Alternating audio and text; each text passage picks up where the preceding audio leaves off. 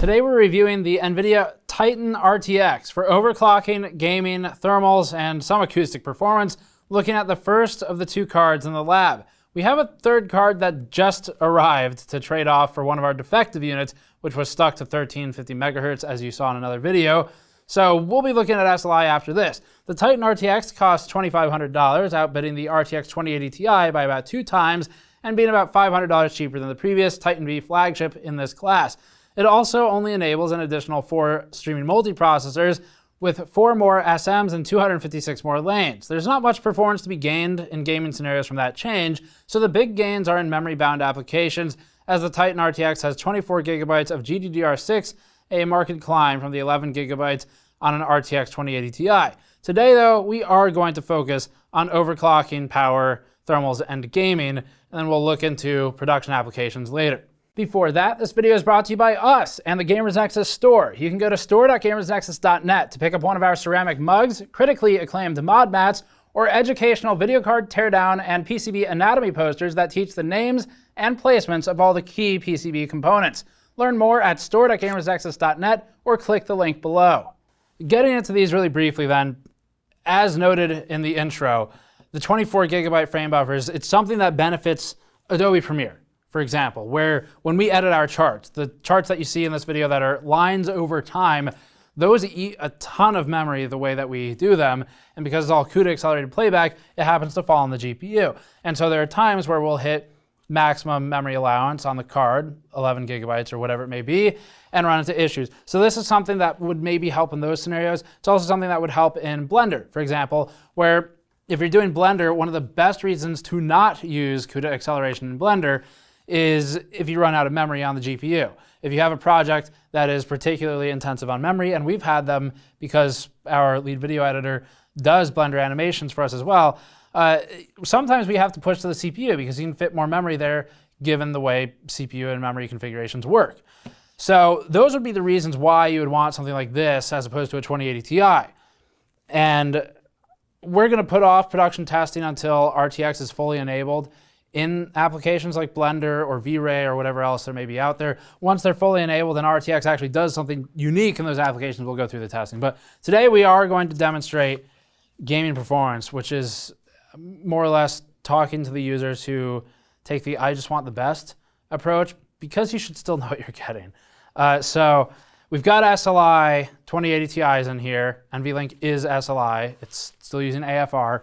And we're testing that versus the Titan RTX. We have every other device that's come out this year. There are a few notes, a few places where things have been retested because Far Cry, for example, had some regression on performance, but we'll talk about that when we get to it. Other than that, we had one device stuck at 1350 megahertz. We just had an NVIDIA rep visit us locally. Fortunately, one is in the area, and we traded him our 1350 megahertz unit so they can try and diagnose it, get to the bottom of the issue, and we took a new one that's working fine, and we'll continue with our SLI testing from there. So you're really paying for memory here. And that memory is best applied towards things that honestly we're not testing today. But there's still a lot of people who want to buy these things for gaming, and hopefully this will help those people figure out if it actually makes sense for you. So let's get into it. Overclock Stepping comes up first. You'll need to know this information to go with our gaming benchmarks later on. The Titan RTX overclocking process follows the same steps as the 2080 Ti and becomes instantly throttled by its cooler under the out-of-the-box fan configuration built into vBIOS for the fan curves. Under complete stock settings, we saw an average frequency of about 1800 megahertz on Time Spy Extreme with a 1920 megahertz peak frequency. Power measured about 280 watts via GPU-Z, though we have separate power measurements later for some hardware measurements. The fan seems to stick around 1515 RPM to maintain a thermal target of 75 degrees in this configuration. Maximum power target offset is only 14% extra, so 114% total, leaving us with a limited amount of room to increase performance. In fact, you'd have more room with some of the high-end overclocking 2080 Ti's. And just a small side note here, percentage is a percentage of a baseline. So if a card is 114 and another one's 125%, they could actually be the same wattage, like the same maximum power in watts with different percentages. Keep that in mind. But anyway, we ended up at 1830 megahertz average, up 30 megahertz, and that's without any core frequency offsets. We were also instantly throttling at 88 degrees, causing the clock to bounce around between 1780 megahertz and 1850 megahertz once we started actually applying offsets, like plus 100 to core, for example. We just started throttling. A few steps later, we blasted the fan speed to 3700 RPM, which we can highlight, and that's the maximum speed. And we saw a performance uplift in a significant fashion, or at least a frequency uplift. Maximum frequency was 2085 when around 62 degrees Celsius, and finding a resting point at 2040 megahertz peak under 66 degrees was where we sat for the core. The trouble is that, just like the previous RTX cards, we become bound by an overprotective power target and voltage limitations, and then to some degree cooler limitations if you want better noise levels. We might try and mod VBIOS to see if we can surpass this, or might just rip one of the shunt resistors off the board and do Buildroids mod, but stay tuned for that. Anyway, that's our overclock settings for the tests. Overclocking is pretty limited on this one, and that's entirely because of the power limit. The GPZ was reading power draw at 330 watts when overclocked, but the VRM can handle far more than this, as our 2080 Ti reference PCB analysis demonstrates, and this is the same PCB as that. It's the same card Buildroid analyzed for the 2080 Ti FE launch. Moving on to game benchmarking next. Our game benchmarks will start with Sniper Elite 4, which is one of the best built games with a modern API. Using DirectX 12 async compute and 4K high settings, the NVIDIA Titan RTX ends up at 112 FPS average, with lows at 90 FPS and 87 FPS, 0.1% low respectively. For comparison, 1080 Ti's and SLI do about 170 FPS average, or SLI 2080 Ti's do 210 FPS average. We also observed the 2080 Ti at about 180 FPS average, establishing a difference of about 4 FPS, or if you want to do it this way, 8.96 milliseconds average frame times for the Titan versus 9.2 milliseconds for the 2080 Ti. We can't think of many humans, if any, who can identify a 240 microsecond difference in frame-to-frame interval. Overclocking the Titan RTX to about 2040 megahertz core gets it to 126 FPS average, outperforming the overclocked 2080 Ti by about 3%. The next thing we need to test is NVLink Titan RTXs, which we'll work on immediately after this, though. See our other video for why we got delayed, because one was stuck at 1350 megahertz. Here's a look at frame times between the stock Titan RTX and stock 2080 Ti cards. As a reminder, frame times are the most accurate representation of frame-to-frame pacing, or the interval of time from one frame to the next. It's also the best way to objectively illustrate the raw experience without averaging. Both cards perform roughly the same. Lower is better and more consistent is best, but these cards are both low in frame time and consistent in frame time. NVIDIA has done well with frame time consistency and pacing for this generation for the most part, and neither of these cards experience a noteworthy frame time spike or hang. It would be difficult to tell the two apart. For reference, 16.667 milliseconds is 60 FPS, with 8 milliseconds at about 120 FPS. What we care about here is that there's never more than an 8 millisecond to 12 millisecond deviation from the mean, so the user is unlikely to detect any hitching or interruption of fluidity. Some people call this smoothness. Overclocking the Titan RTX introduces more frame time variance, as you'll see in this line plot, but nothing severe. Regularly hitting 3 millisecond frame time increases over baseline, from 7 to 10 in some cases, but this is still relatively fluid and basically unnoticeable to the user. F1 2018 gives us a look at the Ego engine with DirectX 11, moving back to the more widespread API and away from the shining example of DX12, that is Sniper Elite 4. For F1 2018 at 4K and ultra high, we're clearly GPU bound with high ceilings set by the CPU. In our CPU reviews, you'll see FPS as high as 300 with the right CPU, so this is a good means to really test the limits of the GPU and avoid limiting influence from the CPU. This further is illustrated by the SLI 2080 Ti's at 169 FPS average, clearly pulling away from the rest of the pack. As for the Titan RTX, that ends up at 110 FPS average stock, placing it just ahead of the 2080 Ti FE's 99 FPS average, or the 2080 Ti XE Ultra's 105 FPS average. Maximally, the gap is no greater than 10%, and that reduces to about 5% with the AIB partner model 2080 Ti. Overclocking the Titan gets it to 118 FPS average, just ahead of the overclocked 2080 Ti FE at 114 FPS average. At 1440p, the overclocked Titan RTX runs at 185 FPS average and with lows at 87 FPS, 1%, putting it just above the 2080 Ti FE hybrid overclock card by about 3%. The Titan RTX card hits 175 FPS average when stock, sandwiching it between the overclocked 2080 Ti and stock 2080 Ti XE Ultra at 170 FPS average, or stock for the 2080 Ti FE at 160 FPS average. Differences are minimal, which is probably expected when considering that the Titan RTX only adds 4 SMs to the GPU, moving to 72 SMs from 68 SMs, so the lack in performance makes sense. The VRAM doesn't really help in games, which is something we all pretty much knew at this point anyway. At 1080p, we clearly slam into a bottleneck at about 213 FPS average. This is becoming CPU bound as a scenario, and so the results here are relatively meaningless. All we learn is that the CPU can't keep up with these cards at 1080p. No big surprise there. Shadow of the Tomb Raider is a DirectX 12 title that's still relatively recent. For this one, note that the SLI tests were conducted without anti-aliasing, as TAA causes issues with AFR, or alternate frame rendering, as a result of the lack of previous frame data between the cards. The Titan RTX ends up at 72 FPS average for stock performance, which isn't much better than the 2080 Ti FE's 67 FPS average.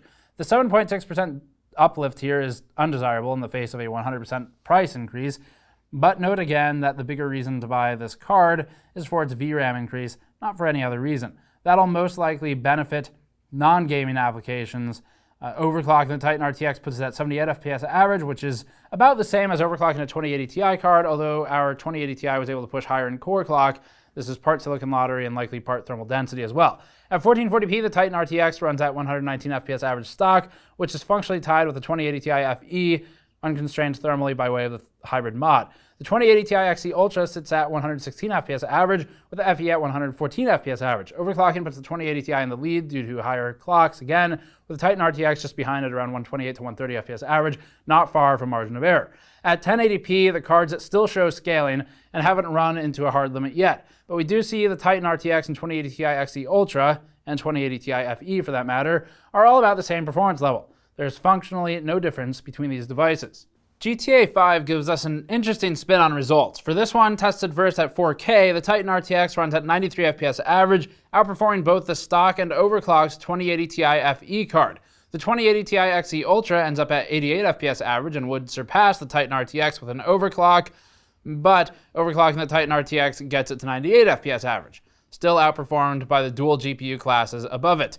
Although the Titan card looks better here than in some games, it is still clearly not worthwhile for purely gaming use cases. It can do them just fine, the best in fact, but if you're only gaming, there's not a lot of value for you. At 1440p, the Titan RTX ends up near the top at 156 FPS average, where we're beginning to become bound by the game engine. This engine frame caps at 187.5 FPS, making it impossible to see how much more headroom there is for the SLI cards, as an example. Still, the Titan RTX card stock ranks about even with an RTX 2080 Ti when overclocked, establishing no meaningful difference. We have 1080p results, we'll put them on the screen, but it's CPU bound to a point that everything becomes equal. There's nothing to learn here, so let's move on. Some recent game updates made it apparent that it was worth retesting in Far Cry 5, so we reran the 2080 Ti FE numbers for this one. The Titan RTX ends up at 70 FPS average, with the overclocked variant gaining 5% performance to 73 FPS average. The 2080 Ti retested lower than its original results from a few months ago, placing instead at 66 FPS average, with the Xe Ultra, also tested freshly, at 67 FPS average. The Titan RTX ends up ahead at about 6 to 7% of a lead when all are retested on these drivers and with this newest game update. Something here seemed to affect the performance of the 2080 Ti. So Titan RTX does end up in the lead, although original testing would have put the 2080 Ti in the lead. It's just that's no longer the case with the current game version and other updates. When both are stock, 1440p scaling places the Titan RTX as 4.9% ahead of the 2080 Ti FE. Scaling reduces as resolution reduces here, and our original 2080 Ti results would have us at around 126 FPS average, although the new drivers and game update have impacted scoring, and that's why we reran it. We also reran the 2080 Ti for all the other tests that you saw in here, but those results didn't really seem to change. So Far Cry 5, for whatever reason, got the biggest change, and that's probably because of game updates. 1080p equalizes results. We are becoming CPU bound here, so all the top results are within reasonable margin of error and are capped by the CPU. For power consumption testing, we're testing between the wall and the system for total system draw. The test platform is 100% controlled, including control over all minor voltage rails on the motherboard, the fan quantity, the speed, the type, and the keyboard and mouse even, and every single other part in the system. Power supply, of course, is also controlled. Failure to control even some of the voltages in the motherboard and leaving them auto, like for the smaller voltages that you typically would overlook in a normal system, can throw off these readings and leave them inaccurate in sometimes significant ways. So we control all of that stuff very heavily. We're also logging over time so that you can see a proper look that includes peaks and lows rather than an averaged sum for the test. This chart is with Ashes of the Singularity escalation under a 4K crazy workload, giving us a real gaming workload to look at power consumption. This pushes the GPU pretty hard, just about to the limits. Running the Titan RTX card, our total system power consumption peaks at 480 watts, outdrawing the 2080 Ti FE system by an additional 24 watts. The only thing that outdrew the Titan RTX card was our heavily modded Vega 56 contraption, which used a 250% power target to blast power way past the stock allowance, putting that total system power draw at around 640 watts peak. Vega 56 is typically closer to 350 watts for total system draw, but the Titan RTX card, as far as stock operating cards, is heavier in terms of power requirements than the 2080 Ti FE, although not by that much, but an additional 24 watts is something to keep in mind. And a lot of that is probably from the additional memory too, because it is driving a little over 2 times the amount of memory as on the 2080 Ti. Thermal testing puts the Titan RTX under load with either FurMark or 3D Mark, depending on the test. Thermocouples are attached to a hotspot GDDR6 module and a hotspot MOSFET. Both are in the center of the rest of the SMDs in the area. GPU-Z is used for logging the rest of performance counters with AIDA64 for additional validation. For our power virus workload, we monitored a maximum GPU temperature in FurMark of about 80 degrees Celsius with the hottest GDDR6 module at 76 degrees. This is on a functional card, so it wasn't locked to 1350. The MOSFET was running at around 80 degrees, and GPU temperature here it's warm, definitely, and it will impact frequency. We already know that frequency steps incrementally with every couple degrees on NVIDIA architectures, so to be in the 80s for the stock cooler is unimpressive, but also expected. This becomes more of a problem for anyone stacking multiple of these cards in an array because you no longer have the argument of being a blower device that can get rid of all that heat. You're gonna have one fan at least that is sandwiched in a very hot area with its fan up against the backplate of another card. So that's a point of concern for you. As for the VRAM temperature, it's completely fine for one device in an open bench. 90 to 95 degrees is spec, and the MOSFET can take 125 to 150 degrees, so both are within operating spec, and even if you put it in a case, it'll be fine. It's just once you start stacking multiple devices, you have to keep an eye out. With Firestrike endurance testing, we saw frequencies start at about 1935 megahertz when at 40 degrees, then drop to about 1830 megahertz to 1845 megahertz, and fluctuate based upon core temperature. The temperature seems to hit about 84 degrees before it lightly throttles down the clock and hits 80 degrees and tries to stay there overall. This is the final chart for the review. Noise for the Titan RTX runs a 33.9 dBA level when set to 41% speed, which is the slowest possible. That's much louder than most other partner models under idle conditions or low speed conditions. At the average fan speed of 60%, we're at 42.9 dBA. Going to 100% pushes us to 58 dBA.